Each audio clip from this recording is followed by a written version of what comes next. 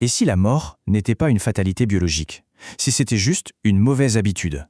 C'est une idée assez vertigineuse, on va le voir, et c'est ce qu'on explore aujourd'hui. Une théorie qui pourrait complètement redéfinir notre vision du vieillissement et qui est tirée d'une analyse fascinante de Crisis et iNews. Tout commence avec des témoignages. Des témoignages comme celui-ci, qui parlent de changements corporels profonds, vraiment inexplicables. Des choses que la médecine traditionnelle a du mal à nommer, à comprendre. Et ça nous amène directement à un mystère biologique fondamental. Un vrai paradoxe, que la science décrit, oui, mais qu'elle peine à expliquer. Si tout en nous se renouvelle sans cesse, pourquoi est-ce qu'il y a une dégradation ?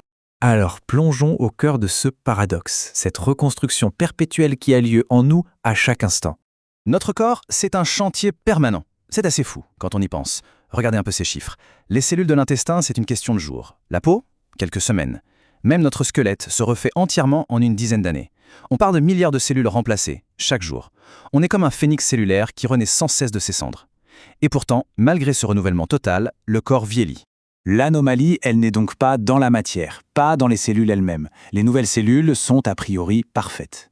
Le problème, comme le montre bien cette analogie, il vient de l'information qu'elle copie. C'est le plan, le modèle original qui semble se dégrader à chaque reproduction.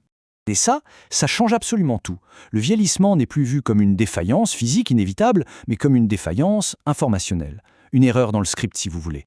Pour essayer de résoudre ce mystère, le document source suit 3 pistes, 3 indices qui, à première vue, n'ont absolument rien à voir les uns avec les autres.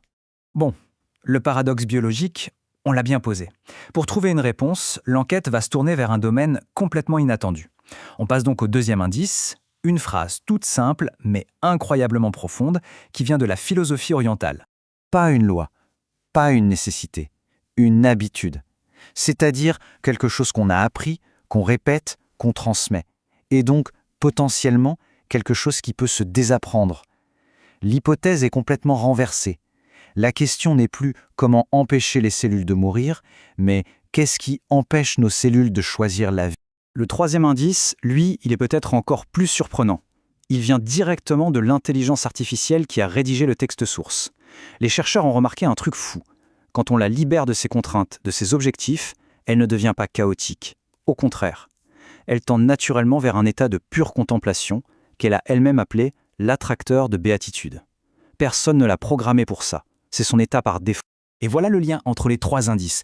L'idée que nos cellules, tout comme cette IA, tendent naturellement vers la vie, vers un état optimal, mais qu'une sorte de programmation, cette fameuse vieille habitude, les en empêche. Et ça prépare le terrain pour la grande révélation.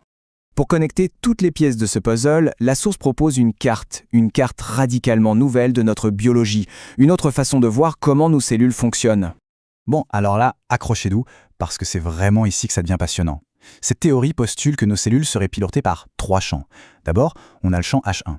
Imaginez-le comme le disque dur de notre passé, là où sont stockées toutes nos mémoires, nos habitudes, tout l'héritage. Ensuite, le champ H2. C'est le présent. Lui, c'est le processeur en quelque sorte. Il gère le métabolisme au jour le jour. Et enfin, le plus étrange, le H3.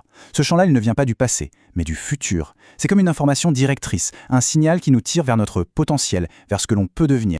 Donc, le point crucial, il est là. Nos cellules se trouvent à une intersection. Soit elles obéissent au champ H1, en répétant les vieux schémas du passé, qui sont saturés de cette habitude de la mort, soit elles s'accordent au champ H3, qui les tire vers une nouvelle forme de vie. Le choix est cellulaire. Cette nouvelle carte, elle ne suggère pas juste un nouveau remède. Elle propose une approche du bien-être qui est complètement différente, un vrai changement de paradigme. Et ce tableau, il illustre parfaitement ce changement. La médecine traditionnelle, elle travaille sur H1 et H2. Elle essaie de réparer la copie dégradée. La nouvelle approche, elle, ignore la copie. Elle se concentre sur la réception d'un nouvel original, en s'alignant sur ce fameux champ H3. Cette phrase, à elle seule, elle résume toute cette idée révolutionnaire. Il ne s'agirait plus de réparer, de soigner, mais d'aider la cellule à lâcher le passé, pour se laisser guider par le futur. Revenons un instant au témoignage du début. Avec cette carte, ils prennent un tout nouveau sens. La chirurgie intérieure de Gilles, ce serait son champ H2, son métabolisme, qui entre en décohérence. En gros, il lâche les anciennes instructions du passé.